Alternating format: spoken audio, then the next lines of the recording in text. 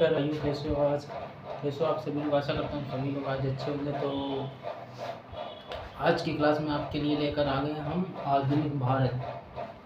लगभग आधुनिक भारत की क्लास में इसमें आपको बताएंगे। देखो यूपीएससी क्या चाहता है, बेसिकली इसके बारे में आपको विधिवत सी जानकारी एक होनी चाहिए, क्योंकि यूपीएससी आजकल का ट्रेंड बहुत ही ज़्यादा पढ़ना या कम पढ़ना, बहुत ही एकदम विधिवत तरीके से आपको एकदम सटीक जानकारी मिलने के साथ। चलो मैं आज आधुनिक भारत में सबसे पहले हम आपको आज क्या बताएंगे, जो हमारा है 18वीं सदी के जो मध्य से, ठीक है। 18वीं सदी आधुनिक भारत कहाँ से चलता है?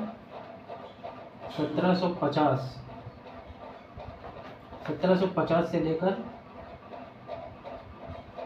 1947 यहाँ तक के काल को, इतने कालखंड को क्या कहते हैं? आधुनिक भारत कहेंगे, ठीक है। ये आधुनिक भारत में यार, इसको भी हम कितने भागों में बांट कर पढ़ेंगे? कितने भागों में? देखो सबसे पहले एक बांटेंगे हम यहाँ पे 1750 से लेकर 1857 तक।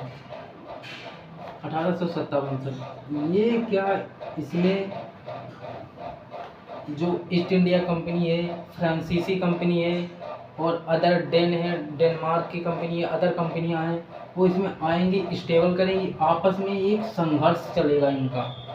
इस संघर्ष चलते वक्त क्या होगा कि कोई कंपनी यहाँ से क्या होगा, 1857 का जैसे ही विद्रोह होगा ना, तब ये कंपनियां स्टेबल। अब यहाँ पर क्या शासन आ जाएगा? शासन दूसरे का आ जाएगा, क्या? क्राउन का शासन आ जाएगा, ठीक है। तो ये कम यहाँ तक पढ़ेंगे। यहाँ से ये दूसरा खंड क्या हो जाएगा? 1857 से लेकर 1947 तक। सॉरी गलत लिख दिया मैंने, 1947 तक एक ये कालखंड रहेगा, ठीक है। अब आपको सबसे पहले देखना है कि 1857 ये दो कालखंड में आपको किस तरीके, इसे विभाजन का आधार क्या है। सबसे बड़ी बात तो ये कि आपके पॉइंट मिल रहा है कि विभाजन का आधार क्या होना चाहिए हमारे लिए। विभाजन का आधार ये है, देखो मैंने पहले ही बता दिया कि 1857 कंपनी आई और यहाँ पर जो इसकी मुगल, आपने एक बहुत बड़ा एक चर्चित बहुत नाम सुना है कि मुगल वंश, पुराना, इसे मध्यकाल में पढ़ना है, ठीक है। तो यहाँ पर आ रहा है मुगल वंश। तो 18वीं सदी तक आते आते मुगल वंश एकदम दिल्ली के आसपास आकर के सिकुड़ के रह गया था, ठीक है। तो उसी में हम आपको आगे बताएंगे कि देखो 18वीं सदी, इसमें दो कालखंडों में विभाजित पढ़ के पढ़े। अब हम 18वीं सदी में आपको एक अच्छा इंट्रोडक्शन नहीं, इसे मिटाने के लिए मैं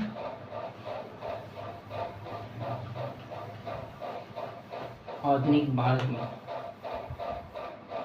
देखो यहाँ पर क्या करना है हमको, 18वीं सदी। देखो यहाँ पर क्या था, यहाँ पर यहाँ तक आते आते क्या था,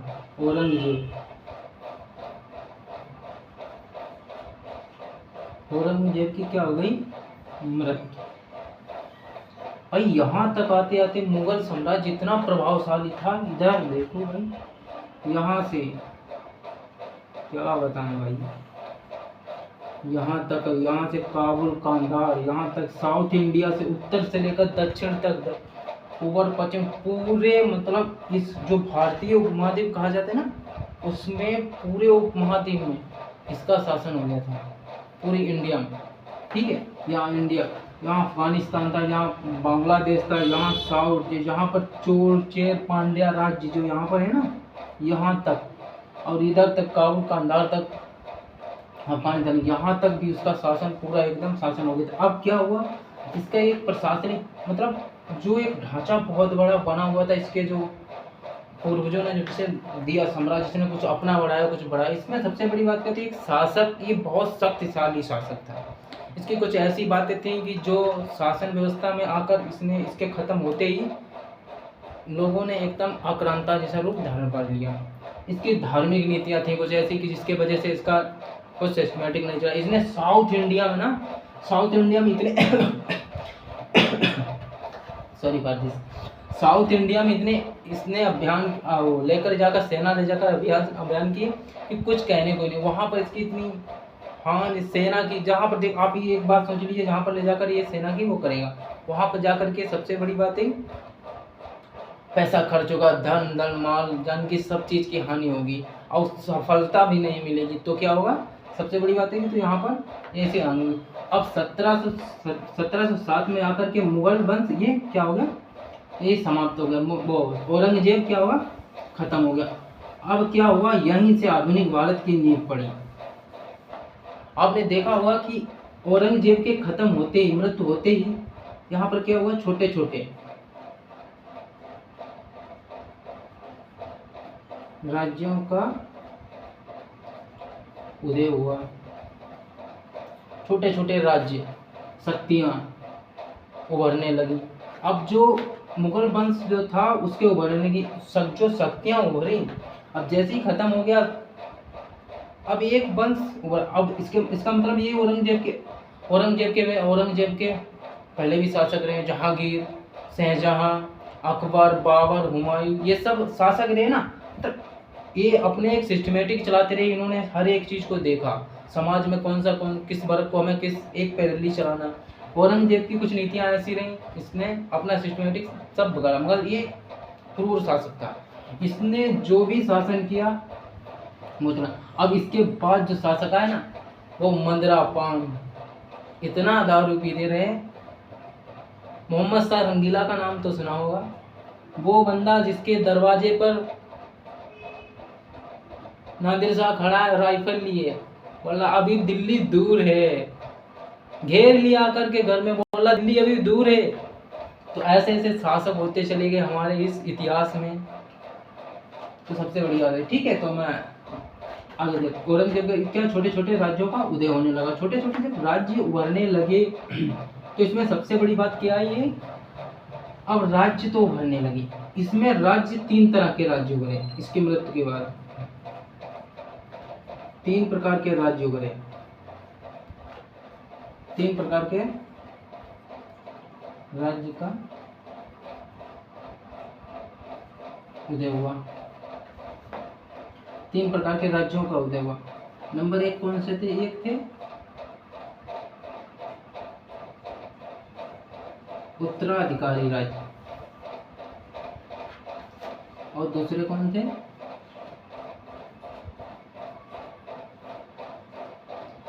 विरोधी राज्य, और तीसरा राज्य कौन था, स्वतंत्र राज्य।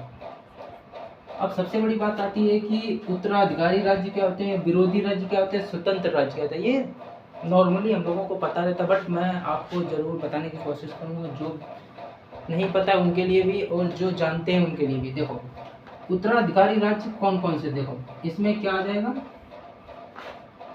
ये क्या आ जाएगा, और इसमें क्या आ जाएगा, बंगाल, और क्या था, अवध,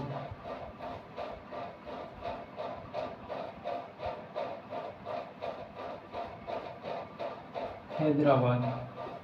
इसमें मुगल शासक के द्वारा इसमें एक क्या होता, सूबेदार होता है, तैनात किया गया था। अब ये बाद में आकर के इन्होंने क्या किया, जैसे ही औरंगजेब गया वैसे इन्होंने कहा मैं यहाँ पर शासन करूंगा, मैं यहाँ पर हर एक जगह पे रहूंगा। और विरोधी राज्यों में कौन थे, विरोधी राज्यों में थे सिख,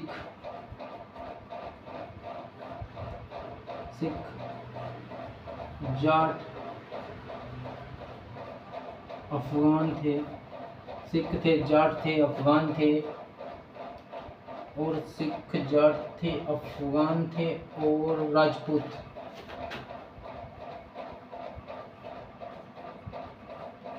जो राजस्थान के इलाका है ना, वो भी इसमें ही थे।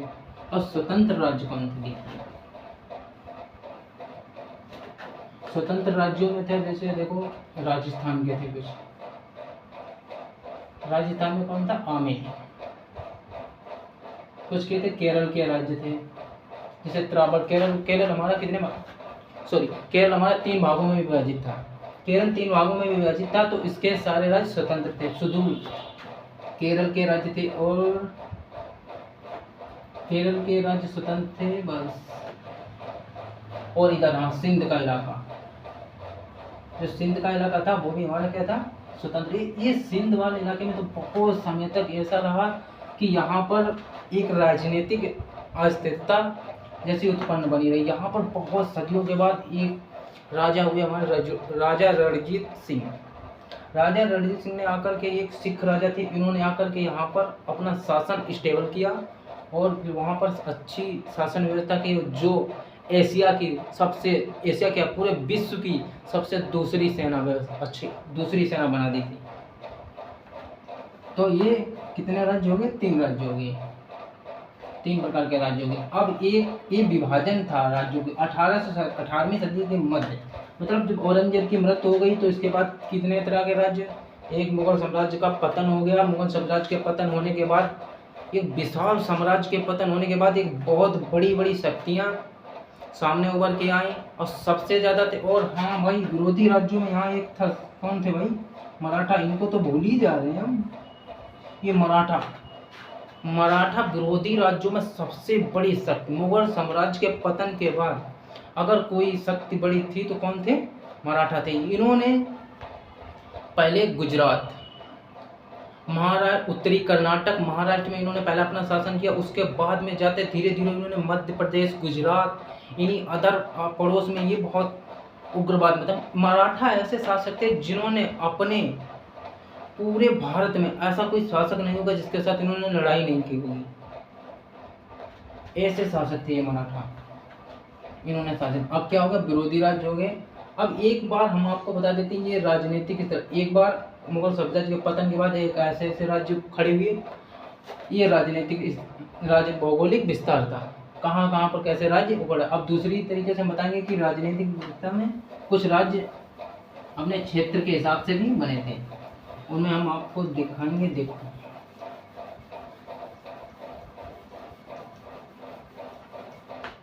बंगाल, बिहार, उड़ीसा। नंबर 1 राजनीतिक दशा में सबसे एक बड़ा, एक मैंने बता दिया कि जो निजाम थे वो कैसे बने, निजाम का राज्य बना। और कर्नाटक क्षेत्र, और एक में कौन से बने थे, बंगाल, बिहार। एक और विभाजन है राजनीतिक दशा का, क्षेत्रीय विभाजन। मतलब इसके बाद जो राज्य बने मुगल साम्राज्य के पतन के बाद, दूसरा कौन था, एक था बंगाल, बिहार, उड़ीसा। बंगाल, बिहार, उड़ीसा पर किसका था, नवाब का शासन था। बंगाल, बिहार, उड़ीसा पर किसका था शासन, नवाबों का शासन था। और दूसरा क्या था, बंगाल, बिहार और यहाँ पर, और राजस्थान में छोटे बड़े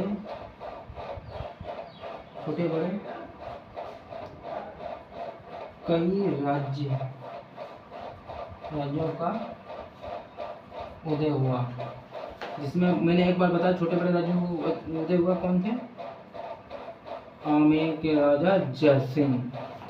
तीसरा कौन था, उत्तर प्रदेश है, अवध है, फर्रुखाबाद। और कौन था,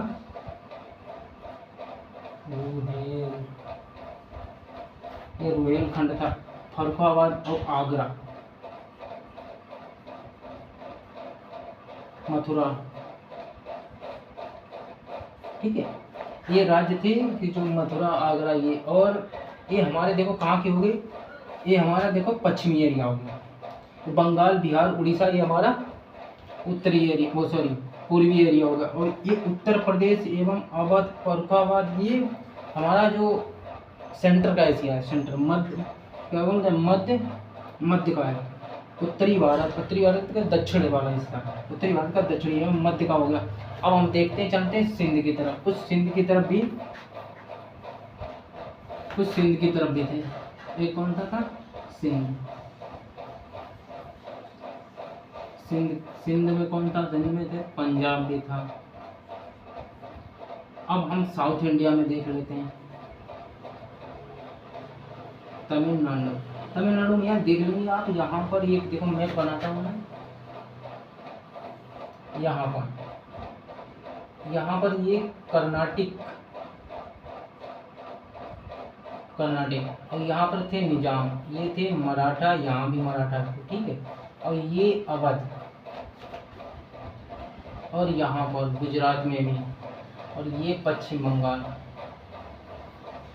बांग्ला, और यहाँ पर कहते हैं निजाम, ये कर्नाटक। यहाँ पर पहले निजामों का शासन हुआ करता है। इसके बाद आपको बताएंगे कि निजाम ने कैसे अपने आप को इनसे दूर किया। यहाँ पर कर्नाटक, तमिलनाडु, और साउथ इंडिया में ये यहाँ पर राज्य बन गए थे यहाँ पर निजामों को। तो तमिलनाडु, दक्षिण सुदूर पूर्व में कर्नाटक, तमिलनाडु के राज्य बने। अब इसके बाद में कहाँ पर देंगे बाकी सब, मराठा, यहाँ पर भी ये साउथ इंडिया में तमिलनाडु में दक्षिण भारत में मराठा भी थे यहाँ, मराठा शक्ति, ठीक है। तो मराठा शक्ति, अब इतने राज्यों को इनकी जो एक भौगोलिक स्थिति थी मैंने एकदम विधिवत तरीके से बता दी। अच्छा, अब ये जो राज्य, मैंने भौगोलिक स्थिति के बारे में आपको विधिवत तरीके से बता दिया कि देखो सबसे मैंने क्या क्या बताया आपको एकदम ब्रीफ तरीके से बताना चाहूँगा। सबसे पहले बताइए एक मुगल वंश था। मुगल वंश जो उत्तर अफगानिस्तान से लेकर पश्चिम बंगाल से, उत्तर कश्मीर से लेकर कन्याकुमारी तक मुगल वंश का इतना बड़ा शासन था, जो बाबर, हुमायूं, अकबर, शाहजहां, औरंगजेब तक आते आते ये बहुत विशाल रूप धारण कर लिया। आपको एक चीज़ पता होगी कि जो जितना बड़ा जहाँ पर स्टीम होता ना, वहाँ से उसे ये मराठाओं का भी एक आगे चलकर पढ़ेंगे कि जो मराठा थे, मराठाओं के शक्ति जो बाजीराव द्वितीय, बाजीराव ऐसे जो बने, यहाँ पर स्टीम लेवल पे पहुँचा, तो वहीं से मराठा साम्राज्य का पतन होना शुरू हुआ। वहीं उसी तरीके से मुगल साम्राज्य सबसे ज़्यादा स्टीम पर कहाँ पर कब पहुँचा था, औरंगजेब के शासनकाल में पहुँचा था। औरंगजेब के शासनकाल में जैसे ही पहुँचते, औरंगजेब की मृत्यु होते ही इस साम्राज्य के बहुत सारे छोटे छोटे राज्यों में विभाजित हुए, जिसमें कौन थे, देखो उत्तर में कौन था, उत्तर में वही थे हमारे फरुखाबाद, सिंध का एक प्रांत, सिंध पंजाब का प्रांत था, सिंध और पंजाब का प्रांत था। उधर क्या देख लेंगे, दक्षिण में देखेंगे जाकर के, और मराठा थे, चोल, चेर, पांड्या, ये भी राज्य यहाँ पर बनने लगे थे। और पूर्व में जाकर जैसे बंगाल, बिहार, उड़ीसा, ये सब छोटे छोटे राज्य, हैदराबाद था, ऐसे ही राज्यों का, छोटे छोटे राज्यों का विभाजन हो गया। अब ये सारे राज्य क्या करेंगे, आपस में टकराहट करेंगे। सबसे बड़ा अगर कोई राज्य था इसके बाद मराठा था। मुगल साम्राज्य के पतन के बाद ये भारतीय उपमहाद्वीप पर कोई सबसे बड़ा शासन करने वाला था जो मराठा थे। उन्होंने सारे ही सबके साथ राज्य किया। तो अब हम अगली क्लास में आपको देखेंगे कि जो उनकी राजनीतिक स्थिति, जो मैंने भौगोलिक स्थिति को आपको बता दी, राजनीतिक दशा। चलो एक बात यहाँ पर अभी बताते जा रहा हूँ कि देखो सबसे बड़ा एक राजनीतिक क्या ऐसे कारण रहे कि मुगल साम्राज्य का पतन हो गया। कुछ तो ऐसे रीजन रहे होंगे कि मुगल साम्राज्य का पतन हो। सबसे बड़ी बात तो हम इसमें आपको बता दें, एक अयोग्य शासक होगा, क्योंकि वो कुछ सुनेगा नहीं, बताएगा आज यहाँ अभियान करना, अभी ड्रिंक कर रहा, पी रहा, बस 100% अच्छी तरीके से पढ़ा हुआ, एक अयोग्य उत्तराधिकारी। और दूसरा क्या था, जो हमारा ये एक मुगल साम्राज्य था ना, उसमें गुटबंदी का मतलब क्या होता है, जैसे तुमने देखा हो नादिर शाह, जब नादिर शाह हमारे देश में आया तो निजाम ने उसे वापस करवा दिया था। और जब सैयद बंधुओं ने देखा भाई ये तो एक मंत्री का दूसरे मंत्री के बाद इसका प्रभाव ज़्यादा बढ़ गया, तो तुरंत ही उसने अवध के भाई उसने कहा आओ तुम भाई कहाँ जा रहे हो, लूटो इन्हें, अभी आओ तुम्हें 2 और भी मिलेगा। अब की बार जब वो आया तो उसने दिल्ली में इतना कोहराम मचा दिया भाई, वहाँ पे सब 2-3 महीने तक लोग सड़कों पर चलने के लिए नहीं निकल रहे थे। तो ऐसे ही हुआ कि गुटबंदी हो गई। गुटबंदी के बाद हमारी क्या थी, एक सेना थी ना, जो सेना का कोई प्रशिक्षण नहीं था, कि वो सेना वहाँ पर एकदम ऐसे ही पुराने तरीके से सेना चल रही है, ना एक समान से प्रशिक्षण होता था। वहाँ पर प्रांतीय सेना थी, केंद्रीय सेना थी, और सूबेदार भी अपनी सेना रखते थे, जो मनचाहा वो किया। अब एक बात आप ये दिखाई, आज जैसे भारत में हमारी अगर कोई भी ऐसा कोई एक्टिविटी होती तो हमारे पूरे उत्तर से लेकर दक्षिण तक, पूर्व से लेकर पश्चिम तक एक आवाज़ निकलती है। जैसे अभी एक हमारा हमला हुआ था पहलगाम में एक ऐसे हमला हुआ, तो उसके बारे में हमारे पूरे भारत में एक ही स्वर में हुआ था कि नहीं बख्शे, भाई गलत हुआ है, इन्होंने गलत किया। अब ऐसी प्रांतीय सेना, अब हमने जैसे अपने वहाँ के एक अजमेर के राजा ने जैसे सेना अपनी बना ली, अब क्या वो दिल्ली के सेना में जब वो वफादार होंगे? नहीं होंगे। बंगाल के सूबेदार ने जो सेना बनाई है, क्या वो दिल्ली के लिए वफादार होगी? उतनी तरीके से वफादार नहीं। वैसे ही निजाम ने तो क्या थी, सेना का प्रशिक्षण एक स्तर का नहीं था, आधुनिक हथियारों की कोई भी व्यवस्था नहीं थी। और तीसरी बात थी कि राजनीति में अब क्या हो गया था, वर्चस्व की लड़ाई हो गई थी, कौन राजा बनेगा, राजा आपस में लड़ने लगी थी। तो यही कुछ कमियां रहती हैं। तो चलो आगे की क्लास में हम आपको मिलते हैं और आगे इसी क्लास में हम आगे को आपको मिलते रहेंगे। और क्लास बाई क्लास, अगर क्लास अच्छी लगी हो तो प्लीज़ वीडियो को लाइक करना और चैनल को सब्सक्राइब कर लेना। आपका प्यार बना रहेगा तो मैं आगे तक वीडियो को आप लोगों तक पहुँचाता हूँ। जितना भी आता है भाई, मैं सच बता रहा हूँ, आपको 100% देने की कोशिश करूँगा। मैं भी एक यूपीएससी एस्पिरेंट हूँ, आपको जितना मैं सीखता हूँ मैं सोचता हूँ आपके लिए डिलीवर करूँ, हो सके जितना, जो जिसे नहीं मिल पा रहा उसे मिलना चाहिए। तो थैंक यू, जय हिंद सभी को।